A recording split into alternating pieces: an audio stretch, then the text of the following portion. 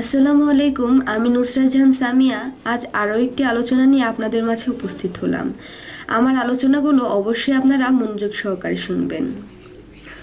লক্ষ কোটি আকার যার, তিনি হয় কি করে নিরাকার? নিরাকার শব্দের অর্থ কী, এই নিয়ে কিছু তত্ত্ব আলোচনা।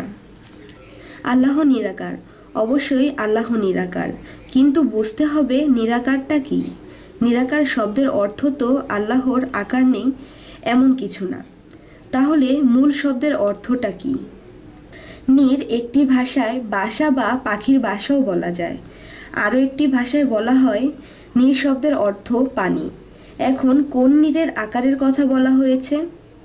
যেমন আল্লাহ পাক হজরত মুসা নবীকে বললেন, পানিকে জ্ঞানের সাথে তুলনা করা হয়েছে।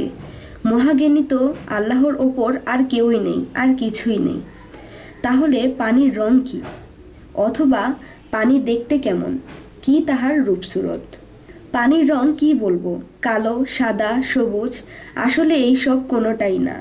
তাহলে কোন রকম? পানির নিজের কোনো রং অথবা সুরত নেই। যদি এই পানিটাকে কোনো লাল পাত্রে রাখা হয় তাহলে পানিটা লাল রং ধারণ করবে। যদি কোনো কালো ভাণ্ডে রাখা হয় পানিটা কালো রং ধারণ করবে। যদি কোনো সাদা পাত্রে রাখা হয় পানিটা সাদা রং ধারণ করবে। পানির নিজস্ব কোনো রং নেই। পানির পাত্রটি যদি পুতুলের মতো বানানো হয় তাহলে পানিটি পুতুলের রংস্রোত দেখা যাবে। আল্লাহ নিরাকার শব্দের অর্থ আকার নেই, এই কথাটি ঠিক নয়। যেমন যেই জিনিসে পানি রাখা হয় সেই জিনিসের আকার ধারণ করে। মহান স্রষ্টা সৃষ্টিতে আসিয়া আদম নামের পাত্রে অথবা ভাণ্ডে আসিয়া মহান স্রষ্টা আদমের রূপ ধারণ করেন এবং আদমের রূপ ধারণ করিয়া বিশ্বের ভিতরে এবং বাহিরে পরিচালনা করেন। যদি কেউ অথবা কোনো ব্যক্তি যদি আমার এই কথাগুলো বিশ্বাস না করে আর যদি বলে এই কথা মানি না এবং ঠিক না, তাহলে আমি বলব আল্লাহর কি কোনো কিছুর অভাব আছে কিংবা কমতি আছে? যদি কেউ বলে যে আল্লাহর অভাব আছে, আমি তাকে সাথে সাথেই কাফের বলবো। অর্থাৎ আল্লাহ এক, দ্বিতীয় নাই এবং স্বয়ংসম্পূর্ণ। সামাদ শব্দের অর্থ স্বয়ংসম্পূর্ণ। তাহলে যদি কেউ বলে আল্লাহর কোনো আকার নেই, তাহলে আল্লাহর আকারের অভাব আছে। আল্লাহকে যিনি অভাবগ্রস্ত বানাইল তিনি অবশ্যই জাহান্নামী।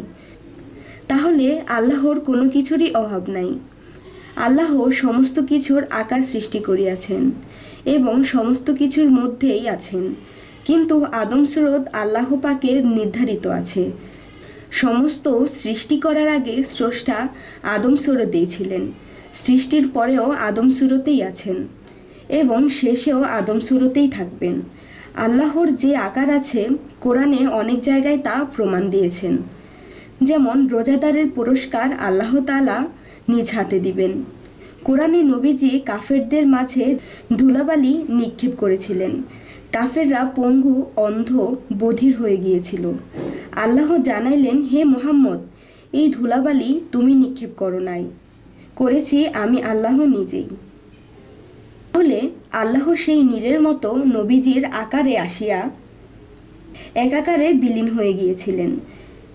নবীজি জিকিরে যেই দিন দাঁড়াইয়া গিয়েছিলেন সেই দিন জামা অথবা জুব্বার ৬৯টি ছিদ্র হয়ে গিয়েছিল। নবীজি শরীরে একটুও কাটেনি।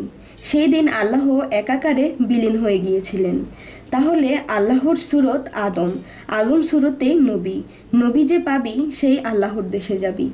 তো এই বলেই রাখছি, সকলেই ভালো থাকবেন এবং আমাদের চ্যানেলটি অবশ্যই সাবস্ক্রাইব করবেন এবং আমাদের ভিডিওগুলো যদি আপনাদের ভালো লাগে কমেন্ট বক্সে অবশ্যই জানিয়ে যাবেন।